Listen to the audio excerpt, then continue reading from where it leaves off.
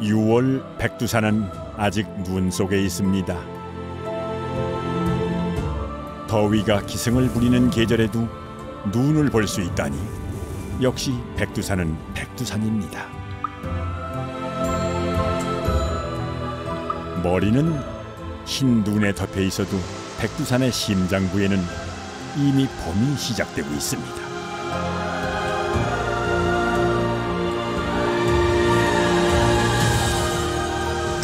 사람의 발길이 닿지 않는 비밀스런 숲속.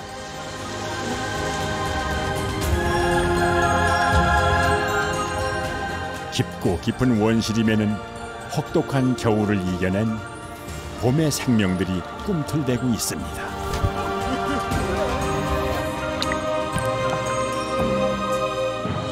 태고의 자연이 살아 숨쉬는 곳. 봄맞이 채비로 분주한 백두산으로 찾아갑니다.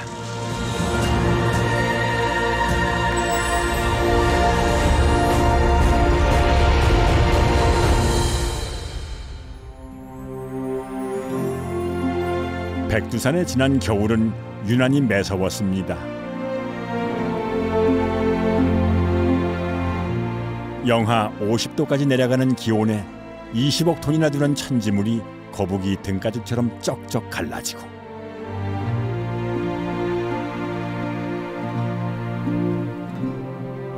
아름드리 나무들도 눈의 무게를 이기지 못해 휘청휘청했습니다. 8달 동안이나 계속되던 긴 겨울이 지나고 마침내 봄이 왔습니다.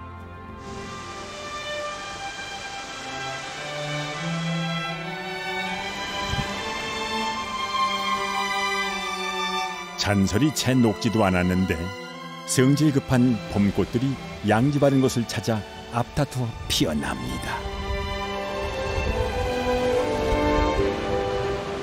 하지만 백두산에서 가장 먼저 봄이 시작되는 곳은 바로 이곳입니다. 마치 블랙홀처럼 지하로 땅이 움푹 꺼져 있는 깊고 깊은 원시림. 백두산 생태보호구 내에서 해발 고도가 가장 낮은 지하 삼림이라는 곳입니다. 원래는 분화구였는데 화산 활동으로 경사면의 지층이 폭삭 내려앉으면서 이런 특이한 지형이 생겨났다고 하죠. 평지보다 수백 미터 아래로 푹 꺼진 벼락 밑에 거대한 숲이 있다고 생각을 하시면 상상이 가실 것 같습니다. 폭포소리인지 우레소리인지, 계곡이 얼마나 깊은지 지하로 흘러내리는 물소리가 무시무시합니다. 벌어진 바위 틈새로 보이는 아찔한 풍경이며 직각으로 내리꽂힌 낭떠러지가 보기만 해도 소름이 오싹 끼칩니다. 절벽 아래 숲속은 또 다른 별천지입니다. 한낮인데도 어두컴컴한 숲속엔 수백 년 된 고목이 빽빽하고 마치 융단처럼 이끼가 두껍게 깔려 있습니다.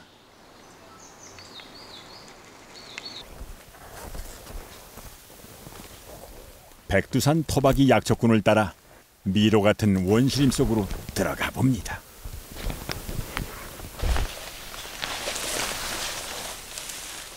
발이 푹푹 빠지는 골짜기와 허리까지 올라오는 수풀을 헤치고 나무 등걸마다 숨어있는 숲속의 보물들을 잘도 찾아냅니다.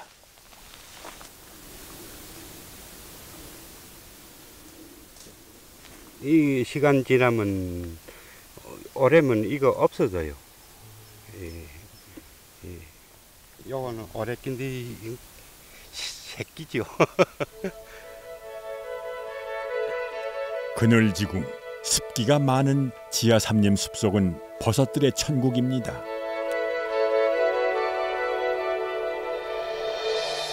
버섯의 씨앗인 포자는 물기가 많은 곳에서 잘 자라기 때문이죠. 썩어가는 고목이나 오래된 나무 등걸은 버섯들에게 최적의 보금자리를 제공합니다. 또 다른 버섯이 마치 치마를 펼치듯 나무 등거를 살포시 덮고 있습니다.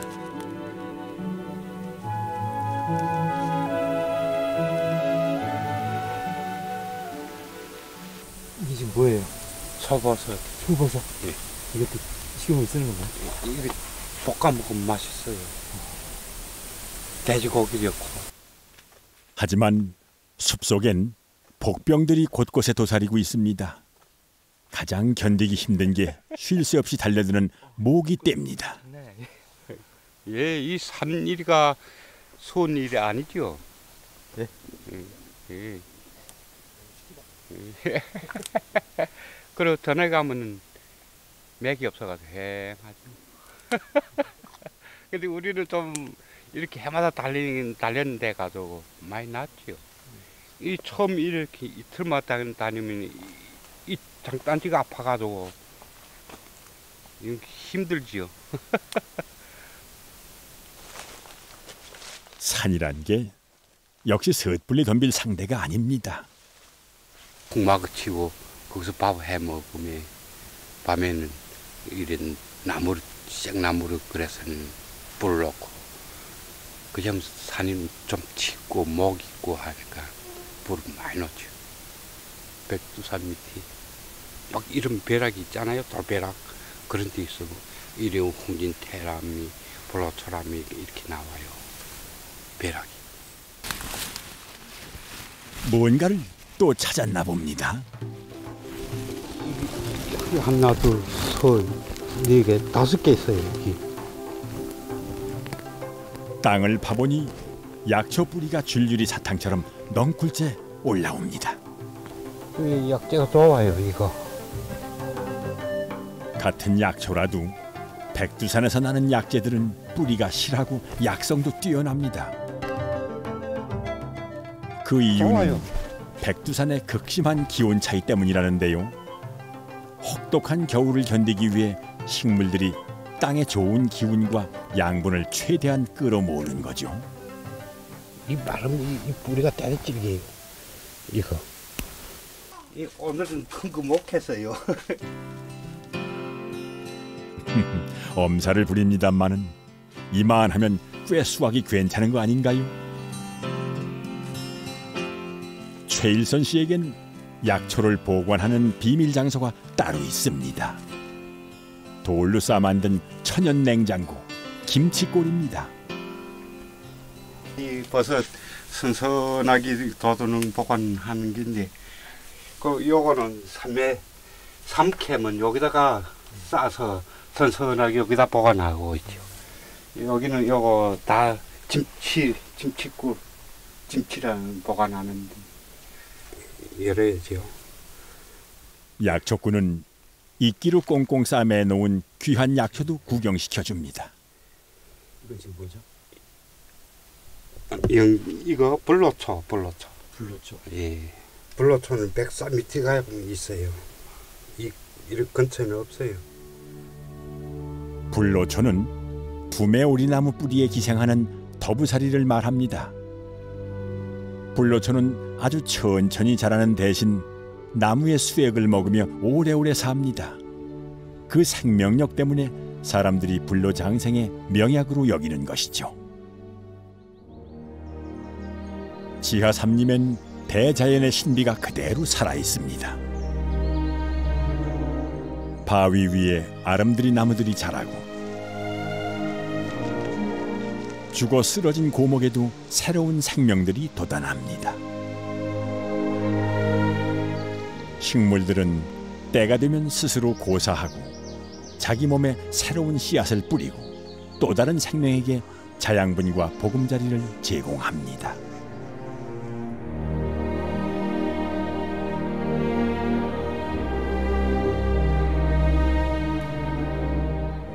마치 영화 아바타의 숲을 연상시키는 지하 삼림엔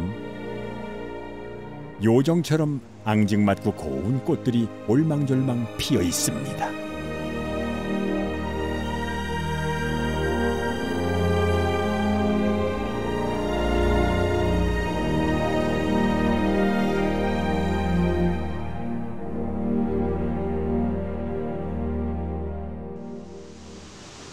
지하 삼림을 관통하는 물줄기는 이도백화 마을까지 흘러갑니다.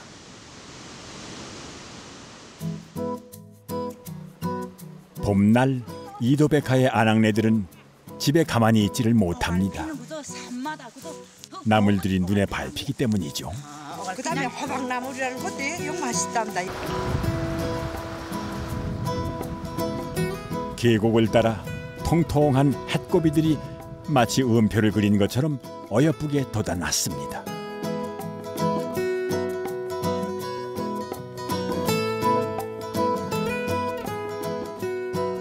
갑자기 이렇게 생긴 데 맞는데. 막 이렇게 그런 양지 바른 곳에 자라나는 고사리와는 달리 고비는 그늘지고 습한 곳을 좋아합니다. 고사리하고 고비를 어떻게 구별하느냐? 온 몸이 보숭보숭한 솜털로 덮여 있으면 이것이 바로 고비입니다. 요 털이 딱 속업이 털처럼 생겨가지고 속업이라 해. 암수가 한 몸에 있다는 것도 특이한 점이죠. 요거는 수컷. 아, 이게 그렇다고. 수컷이에요? 예, 그래서 요건 남겨놓고. 예, 요거 이게- 아이 뜯습니다. 이게 수컷이에요? 예, 요건 수컷이고. 요 밑에 나오는 게 요거 떨어 우리 먹는 게고. 아, 이게 수컷이고 밑에 게 예. 암컷이고. 예, 예. 소고비하고 기름고비하고 요건 보슬나물 보일까 그죠? 내 옛날에 이렇게 뜯었다. 집에 가서 우리 시어머니가 지네기 차서 요거 요렇게 해서 요렇게 뜯더란 말이야. 그러니까 이 나머지는 다 돼지야 돼지. 나물이 쇠기 전에 1년 먹을 거리를 마련하려면 부지런히 움직여야 합니다. 하지만 너무 욕심을 내거나 나물 뜯는 재미에 정신이 팔리다 보면 숲에서 길을 잃기 십상이죠. 언니 빨리 와요. 나물꾼들은 계속해서 서로 신호를 주고받으며 동료들의 위치를 확인합니다. 여기다.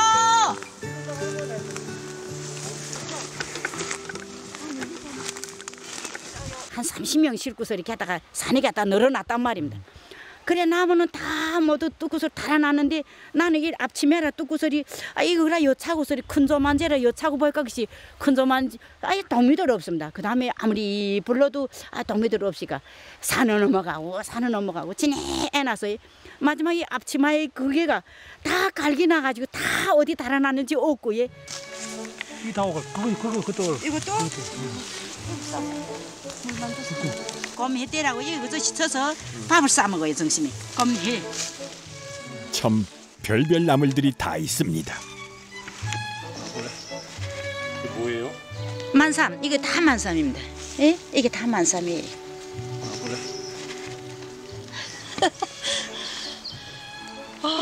산삼이 이랬으면 얼마나 좋게. 사람 손따라 한 푸르면 만거나 과원 나물에다 약초까지 오더니 노래가 절로 나옵니다. 주렁집니다. 이런 게 바로 백두산에 사는 재미 아니겠습니까? 피는 동산에서 맞던 사과배처럼 시원한 전기도 거의 키우면 자랍니다. 한나절 산을 헤맸더니 허기가 집니다. 이제 헛헛해진 속을 좀 채워야겠습니다.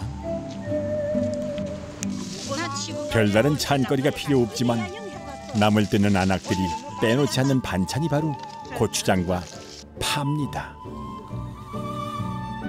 다들 파를 이렇게 열심히 드시는 데는 이유가 있겠죠. 우리 할머니라 해라. 파예를. 파. 예, 파를 먹으면 진드기가 붙지 않는다. 찐득이가 무서워요? 진드기 무섭지 그거 뭐. 사람이 제때 파내지 않게 되면 고래 들어가기다 뭐. 오늘까지 좋아요. 찐득이 물리면 죽어요? 죽는 사람이 있어 여기. 그게 진드기가 몇만 마리 그 하나씩 그런 진드기가 있다는데. 고래 들어가기라면 병 걸리기라면 걸어가서 와봐야 돼 이거 같이. 이런 병도 하지.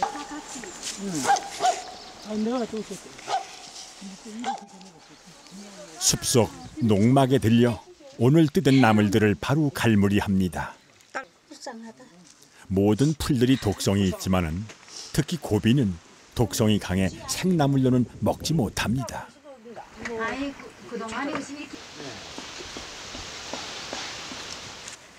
솜털을 제거하고 끓는 물에서 푹 삶아 독한 성분을 우려내야 합니다. 독초였던 나물들이 아낙네들의 손을 거치면서 입맛을 돋우는 맛난 나물로 변신합니다. 손에서 손으로, 입에서 입으로 전해져 온 오랜 경험의 매뉴얼이죠. 고비는 꾸덕하게 말랐을 때 자꾸 비벼줘야 합니다. 이렇게 하면 남은 털들도 떨어지고 부드럽게 마른답니다. 이걸 배날치 버무려 놔야 저글저글저글한 게 어떤 게가 돼야 되는가 하면은 이렇게 다 비비면. 이걸 어떻게 해서 먹어요? 이것도 그저 퍼주었다 가서 다시 동사매에 명일도 좋고 뭐 자기 먹기 싶으면 자식들과 같이 있을 때 모두 이래 고 했다 가서 그러니까 버무려 먹어도 좋고. 통통한 자태가 아주 먹음직스럽네요.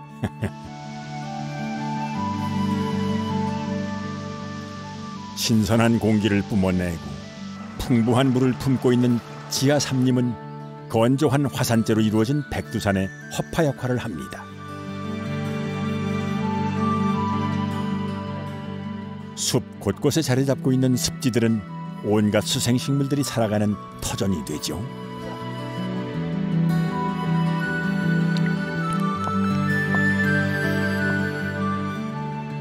속이 훤히 들여다보이는 투명한 물속을 가만히 들여다보면 정체 모를 작은 생명체들이 꼼지락대고 있습니다.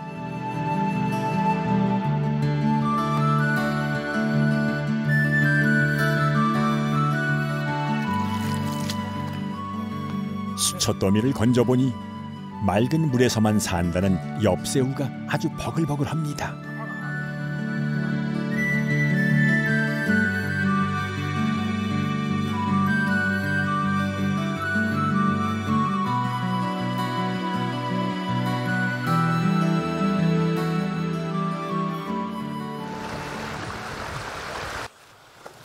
반 시간 후에래 도착했던 것들이 다 오지. 윤영화 씨는 1년의 반은 습지의 움막에서 먹고 자며 생활합니다. 정이 여기 많은 게 이래 주게 되면 오차들 못 알아들어 먹는단 말이에요. 하루에 2번 올챙이들에게 먹이를 주기 위해서라는데요. 습지에 사는 생물 중에 백두산 사람들이 가장 귀하게 여기는 보물이 바로 이 녀석들이랍니다. 이 올챙이들이 자라 기름 개구리가 된답니다. 이 키워가지고 그다음에는 이 6월 한 20일 되면 다 산에 나가지 이게. 산에 나간 다음에 그다음에 명년에 어느 때 어디로 나가면 어디로 들어와요 이게 길이 딱 있다.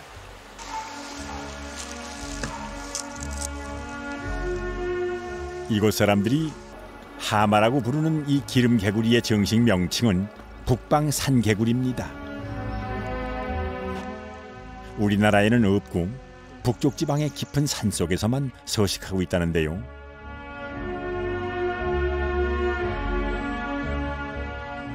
백두산 사람들은 이 기름 개구리를 반찬으로 즐겨 먹고 말려서 기름을 이용하기도 합니다.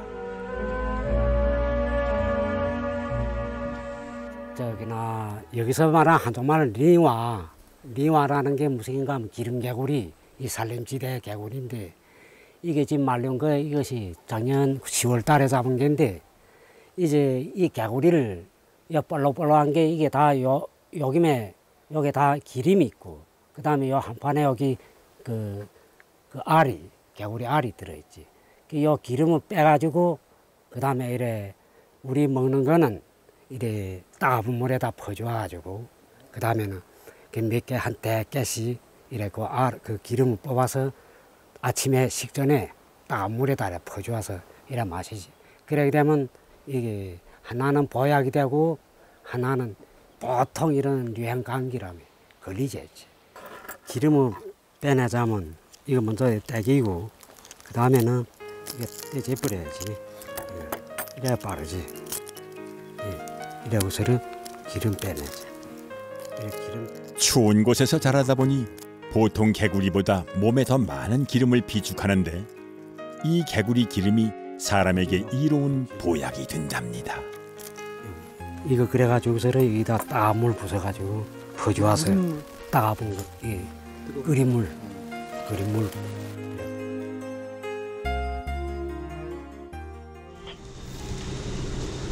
지하 삼림 외에도 백두산엔 화산 활동의 증거들이 곳곳에 남아 있습니다. 잔설이 남아있는 장백폭포 주변에는 80도가 넘는 온천수가 뜨거운 김을 내뿜으며 솟아납니다.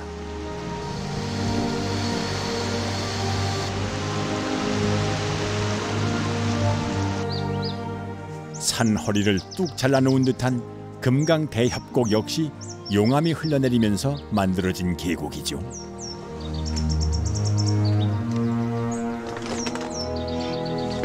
화산 폭발 당시의 모습 그대로 시간이 멈춘 듯 기묘하게 생긴 바위들이 천태만상을 이루고 있습니다.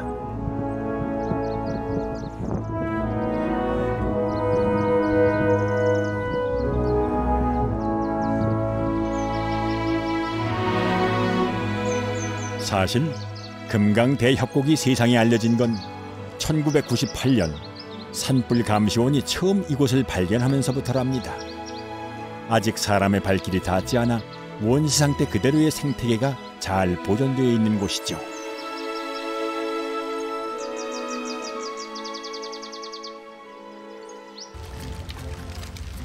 운 좋게도 계곡가에서 희귀조류들을 만날 수 있었습니다.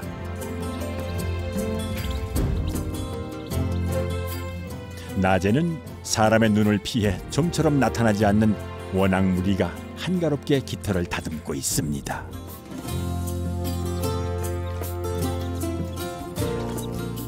고기잡이에 여념이 없는 이 녀석은 전 세계에 3,000마리 정도밖에는 남아있지 않은 멸종 위기종 호사비올입니다. 이 새들은 주로 계곡과 오래된 나무 구멍에서 보금자리를 마련합니다. 나무 숲에서 주로 서식하는 후투티며 물총새들에게는 더할 수 없는 서식 환경이죠. 녀석들은 나무가지에 망대를 마련하고 사냥하기를 좋아합니다.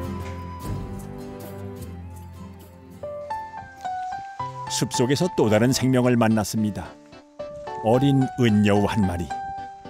먹을 것을 찾아 산 아래까지 내려왔습니다.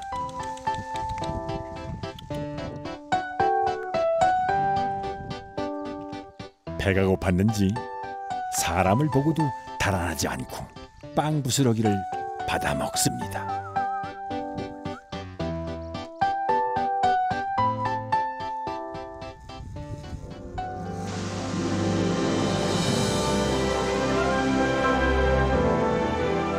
화산 안반을 타고 흘러내린 백두산 물줄기는 수백 갈래로 갈라져 산 전체를 골고루 적십니다.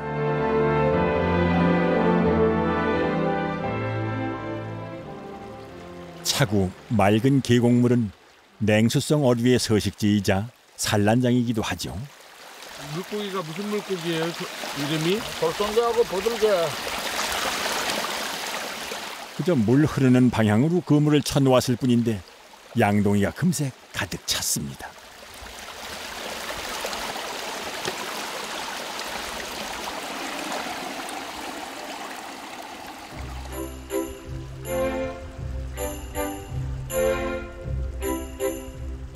계곡가에 자리 잡은 이 마을은 백두산 천지물이 내려와 약수로 솟아난다는 약수촌입니다.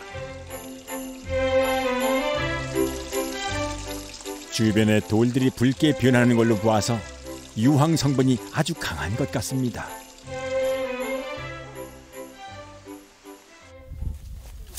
워낙 험한 산속이다 보니 산짐승들이 시시때때로 드나듭니다.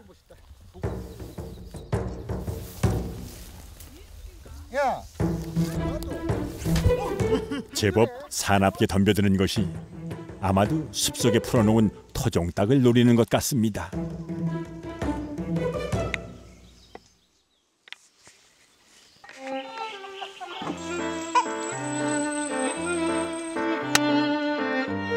해발 700m에 위치한 이 마을엔 단 한 가구만이 살고 있습니다.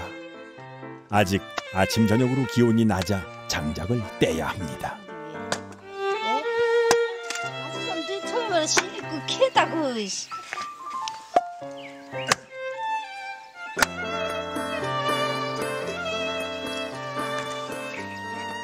할머니 말 잘 안 듣죠, 할아버지? 나들 말을 잘 들으면 안 돼. 왜요?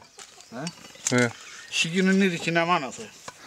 아, 시키는 일 많아서? 네. 티격태격하는 봄이 왠지 정겹게 느껴집니다. 사람 구경하기 힘든 산속에서 이런 신랑이라도 없으면 그야말로 적막강산이겠죠. 여기 사신 지가 얼마 되신 거예요? 41년 차. 41년 차요? 네. 어떻게 여기 들어오시게 됐어요? 우리는 포설로 들어왔거든요. 호수요? 네. 호수면 사냥하는 거야? 네, 사냥하는. 뭐 하는 데 있어요? 여기 우리 연변 조선족들이 그 취향솔로 꾸리는 것이. 백두산에서 가장 험하고 외진 곳이지만 산천 생활에는 부족함이 없습니다. 이 약수물 밥이에요. 이거는 약수물로 밥하는 거예요. 이게 산에서 나오는 물이잖아요. 산이 내주는 대로 거두고 산이 허락하는 만큼만 누리며 살아갑니다. 반찬도 죄다 백두산에서 나오는 나물들입니다. 기름도 벗겨나 이게 담아내기 살짝 익어야 맛있어요. 이렇게 이 고춧가루 넣으면 이렇게 안 타잖아요.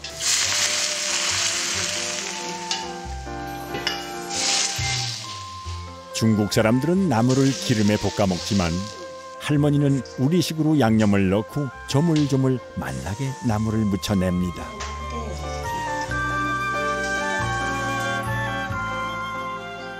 중국 땅에서 나고 평생을 살았어도 아버지, 어머니에게서 물려받은 입맛은 쉽게 변하지 않는가 봅니다.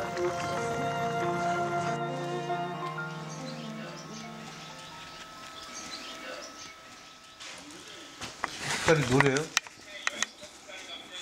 약수로 해놔. 아, 약수로 해놔서 밥이 노래요, 이렇게? 할아버지가 이거 다 하시려고. 누룽지도 살뜰히 긁어 밥상에 올립니다. 우리는 때마다 이렇게 간단하게 먹어요. 크게 고기. 그런데 부부의 밥상에 끼어드는 또 다른 식구가 있습니다. 보면 애 제비가 좀 늦게 오면 기다리게 돼요. 때마다 오는 게 있잖아요. 성가셔서 쫓아낼 법도 한데 부부는 제비가 하는 대로 그냥 놔둡니다.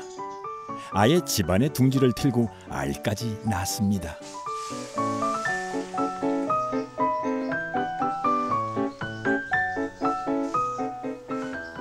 제비하고 이렇게 함께 사니까 어때요? 원시 살려지. 원시사야? 네. 어떤 거라서?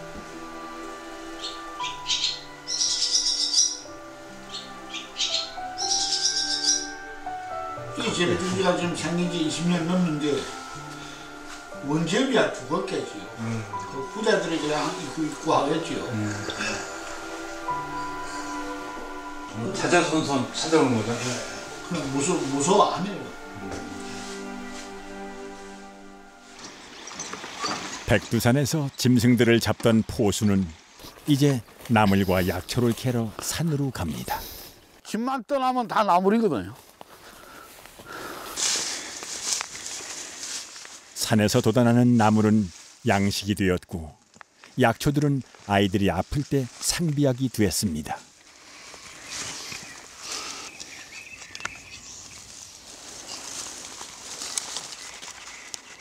이게 패모가 다 큰 건가요, 지금? 네, 이제는 쌀아지잖아요. 그래서 소만을 끼고서 그래서 한 열을 캐는 겁니다. 드문드문 나오는 데도 있고 이렇게 몰려 있는 데도 있고. 폐모는 기침에, 쥐방울 덩굴은 지혈제로 쓰입니다. 사람들이 코피 많이 흘리잖아요. 그리고 여기 밑에 뿌리 있잖아요. 그거 뽑아서 가루내서 불어요. 뭐 코피 내서요. 가지수 못 채울까봐 있잖아요. 산속이라 농사지을 땅도 넉넉지 않았던 부부에게 백두산은 늘 풍성한 선물을 내주었습니다. 100가지 꽃 할 거. 여기는 무조건 100가지인가 봐요. 네, 무조건 100가지. 뜯어요, 우리는 이렇게 꽃은 할아버지 할머니가 같이 뜯으러 오세요? 보통 많이 같이 다녀요. 시간 있으면은 어디 갔을까? 꽃이 이렇게 요거는 요것도 약꽃이니 무슨 약이라 하던데요. 할아버지 무슨 꽃이에요? 몰라, 이름은 몰라. 만약에 독초 오면 어떻게 해요? 독이 있으면 더 좋아요. 아, 그래요? 네. 먹으면 위험하지 않아요? 아니요. 다른 게 다 들어가서 합해지니까. 또 독은 독을 치잖아. 그 독이 많은 게 더 좋다요. 아, 그래요? 예. 그리고 부부는 꽃 한 송이, 풀 한 포기도 놓치지 않고 살뜰히 따모읍니다.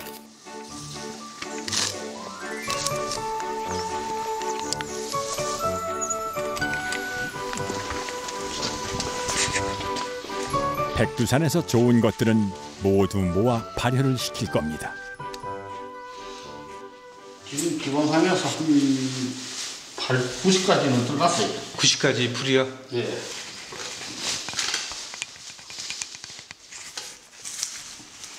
그래서 이렇게 몇 개월간 숙성을 시키는 거예요? 이래서 가을에 얼 때까지.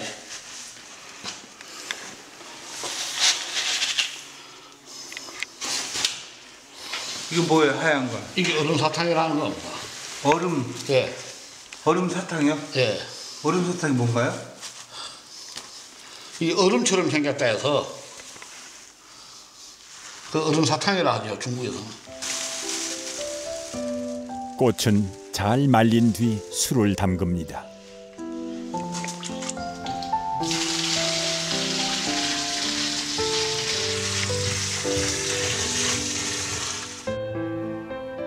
이 항아리들이 바로 백두산의 보물 단지입니다.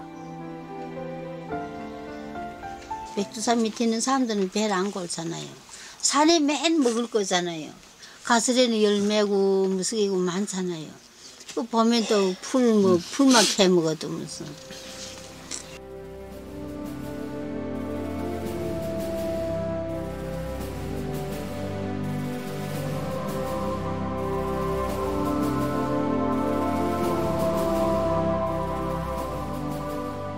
한 달밖에 안 되는 백두산의 봄이 쏜살같이 지나갑니다.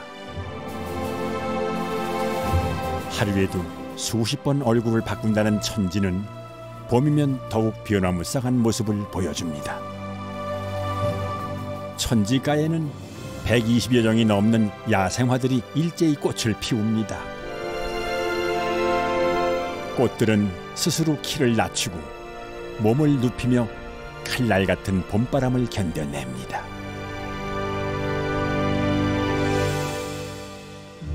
어떤 꽃들은 무리를 짓는 방법으로 종족을 지켜나갑니다. 백두산에는 다른 산에서 볼 수 없는 거대한 야생화 군락지가 펼쳐집니다.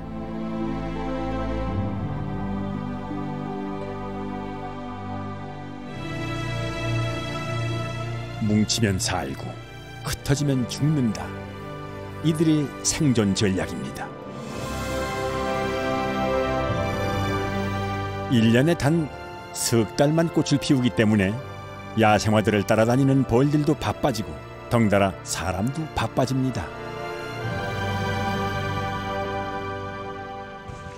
숲에선 꿀벌과 사람의 쫓고 쫓기는 숨바꼭질이 시작됩니다. 놀라지 마세요. 놀라면 안 됩니다. 배 실컷 부르게 나가다. 일단 꿀이 든 벌집을 놓아 벌을 유인해냅니다.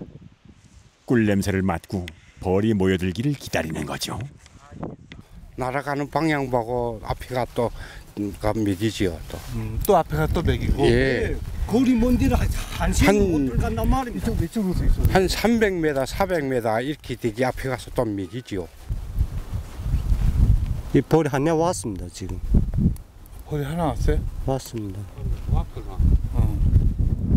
왔어요. 완전 먹이지 않아도 됩니다. 벌이 왔지요. 네.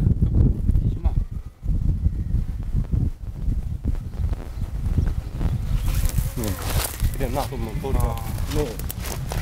벌이가 왔지요. 왔어요. 아껴 먹고 간 벌이가 왔어요. 진짜 그러네요? 네, 진짜 그렇습니다. 네. 우리는 진해놔서 벌이가 먹고 가면 날아갔다 오는 시간 보면 그 다음에 대강 어느 목했다는 걸 우리 압니다. 벌이 날아가는 방향을 추적해서 벌집을 찾아낸다는 얘기인데 이 넓디 넓은 백두산 숲속에서 벌집을 찾는다는 건 그야말로 백사장에서 바늘찾기나 다름이 없을 것 같습니다. 아래에 있습니다. 우리 올해 아예 왔다 갔나 지금 잘 모르겠습니다. 근데 다는 왔습니다. 지금 뭐 찾으시는 거예요? 이 연바 있어요. 뭐가요? 역시 쉽게 풀리지 않는 모양입니다.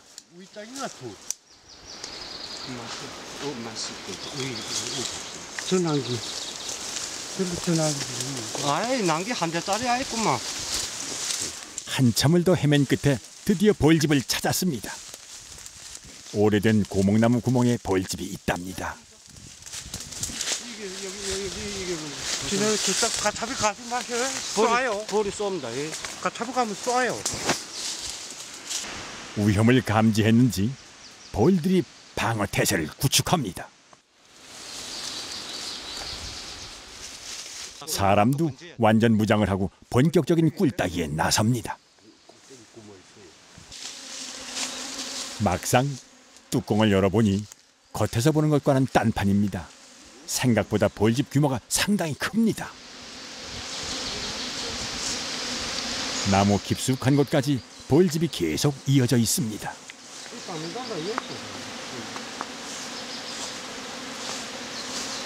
안에 있구나. 우리 잘 된 것 같구나. 얼마나 큰 거예요? 아주 잘 모르겠습니다. 잘 모르겠어요? 다행히 토종벌은 양봉벌보다 크기도 작고 순해서 일이 한결 수월합니다.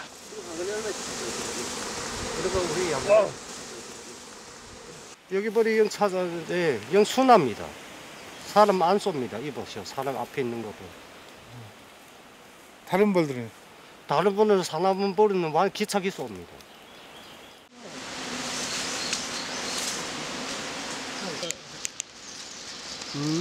다시 보시오. 네, 여기 오세요. 백두산 원시림에서 만들어진 자연산 목청은 과연 어떤 맛일까요? 이 순간 현장에 있는 저 사람들이 참 부럽네요. 직접 맛을 본 제작진에 의하면 그야말로 진짜 꿀맛을 보았답니다.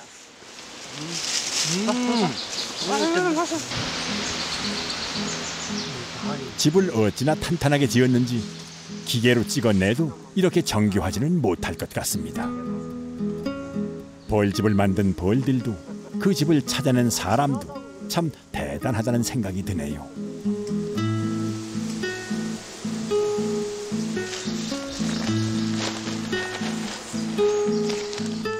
마치 화수분처럼 퍼내도 꿀이 끝없이 나옵니다. 이만큼의 꿀을 모으려면 벌들이 얼마나 고생을 했을까 생각하니 좀 미안한 생각도 드네요. 때문에 벌들의 식량으로 3분의 1 정도를 남겨놓는 게 산사람들의 암묵적인 규칙입니다.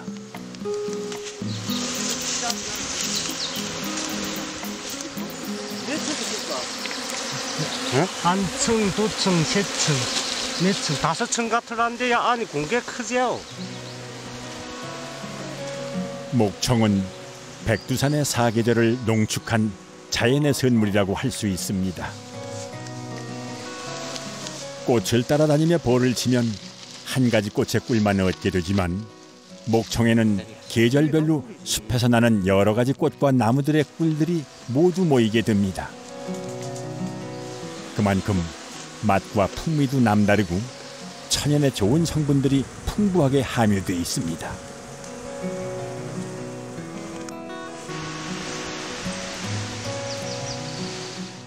저 꿀 먹으면 뭐가 좋아요? 어디에 좋아요? 사람 어지간한 조금만 산삼이 있어 단단 못합니다. 저기 어디에 효능이 있어요? 남자들 맥 쓰는데 좋아요. 맥 쓰는데 이거예요. 이렇게 미용도 돼요. 미용도 되고. 미용이 어떻게 미용이 돼요? 이 낙지가 이 사리가 반지지하게 이렇게 미용되고 그리고 많이 드시면 감기도 안 해요. 선생님도 많이 드셨을 거 아니에요? 우리는 많이 먹지요. 피부 미용 좋으세요? 지서 산에 다니니까 산이 햇빛을 보니까 사리가 타지요.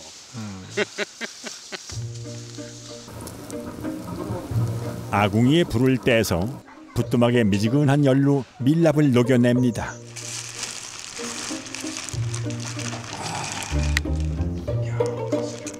황금빛이 나는 것도 있고 약간 검은색을 띠는 것도 있는데 오래된 꿀일수록 검은색을 띈다고 합니다.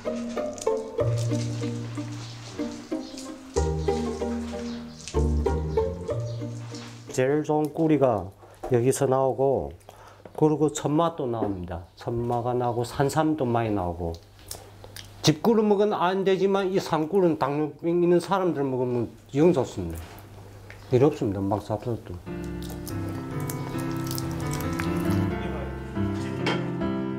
자연산 꿀은 여러 가지 불순물이 많이 섞여 있기에 여러 번 걸러야 합니다. 안에 새있으면 다 떨어지. 다 녹은 밀랍은 망에 넣고 달아매서 말끔하게 꿀을 내립니다.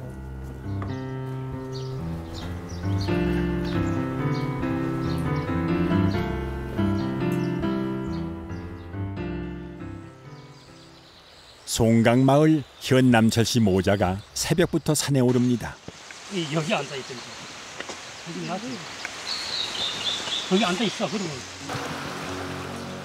다리가 아파 밤마다 앓으시면서도 노모는 굳이 아들을 따라 나섰습니다.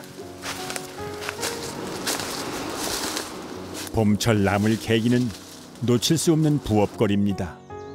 어머니는 봄마다 이 숲에서 나무를 캐며 70평생을 살아오셨죠.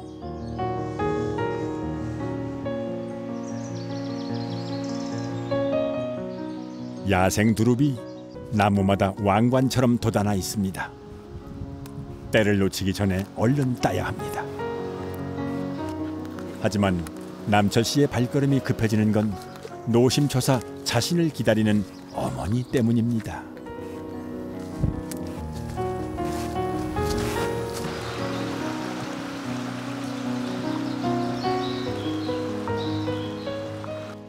우리 고향이가 한국 전라북도 금산군 내물보이란 말이요. 40 넘은 아들을 물가에 내놓은 어린아이처럼 걱정하는 건 4년 전 받았던 충격 때문입니다. 아들 하나는 나가서 죽었어. 뭘 아침 먹고 나갔는데 아이들 와서 죽었지. 난 그 생각하면 계속 속이 더 도체치 뭐.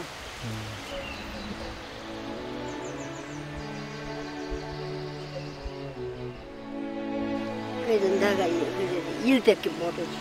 이렇게? 속이 타는 게 내가 일하면서 속이 이렇단 말이야. 나물이 돋아나면 아들이 생각나고 아들 생각나면 나물을 뜯으며 가슴속 응어리를 달랬습니다.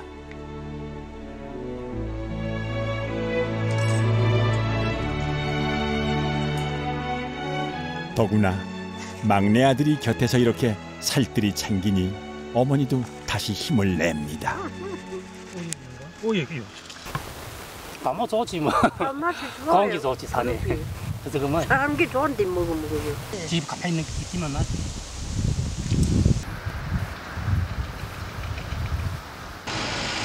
송강마을엔 5일마다 장마당이 열립니다. 할머니는 늘 앉던 자리에 나물 보따리를 풀어놓고 아들을 보디가드처럼 앉혔습니다.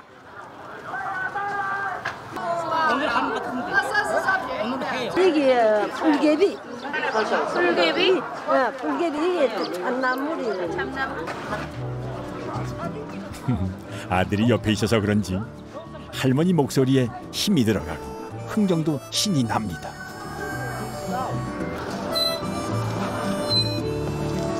어머니는 나물 포장해, 아들은 저울질, 모자가 호흡이 척척 맞습니다. 오늘따라 날개도 친 듯 나물이 팔려나가니 할머니 얼굴에 웃음꽃이 피어납니다.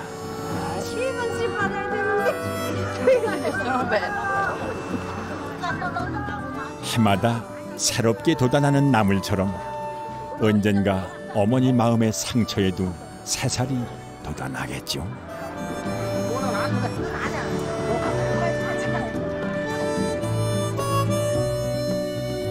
나란히 웃는 모자의 모습이 이 봄날처럼 따사롭습니다. 어머니 한 분밖에 없는데 어디 아픔 이야기랑 싸우고 힘들어도 괜찮아요.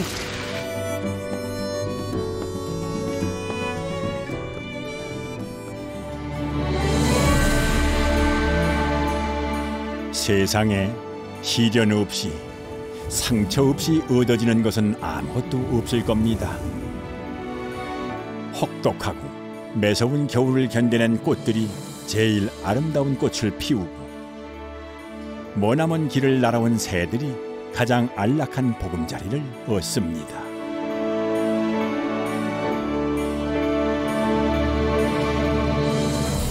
백두산 숲의 풍요는 끊임없이 시련을 이겨내고 척박한 환경에 적응해온 치열한 삶에 대한 자연의 선물일 것입니다.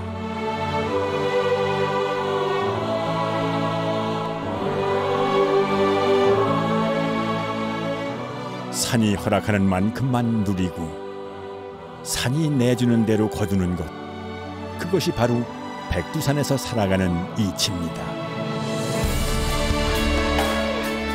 이 봄, 백두산은 또 다른 생명의 역사를 깊은 골짜기에 새겨 넣습니다.